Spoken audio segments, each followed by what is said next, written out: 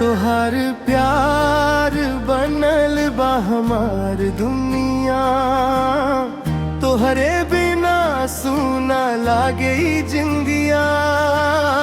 दिलवा के हर धड़कन तोहरे नाम बा, रुआ ही हमार सांचो वाला प्यार बा।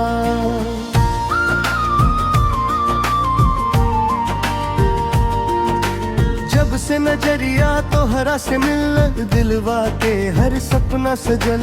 तोहरे हंसी में चांद चमके, तोहरे बिना मनवा न बहके। रोआ के याद दिन रात सतावे, सांस सांस तोहर नाम सुनावे। रब से बस इतने अरदास, जन्म जन्म रहे तोहर साथ।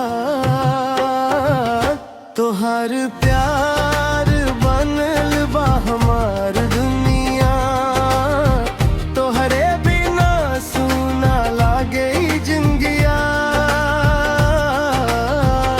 तोहर प्यार बनल बा हमार दुनिया, रुआ ही हमार सांचो वाला प्यार बा।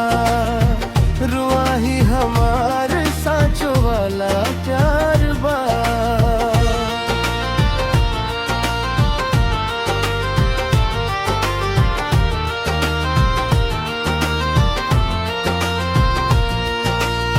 सावन के फुहार जैसन लागे, तोहर प्यार मन के भा जाला।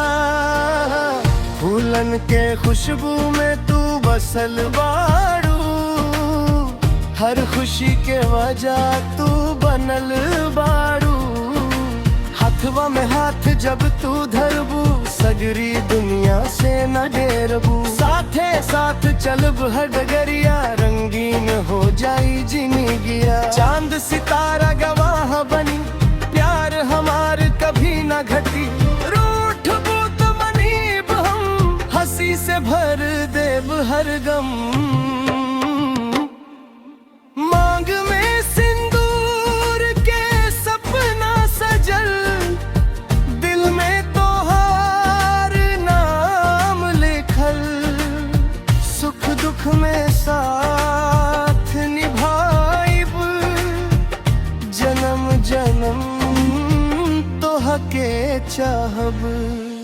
तोहार प्यार बनल बा हमार दुनिया, तोहरे बिना सुना लागे ई जिंदगिया। तोहार प्यार बनल बा हमार दुनिया, रुआ ही हमार सांचो वाला प्यार बा।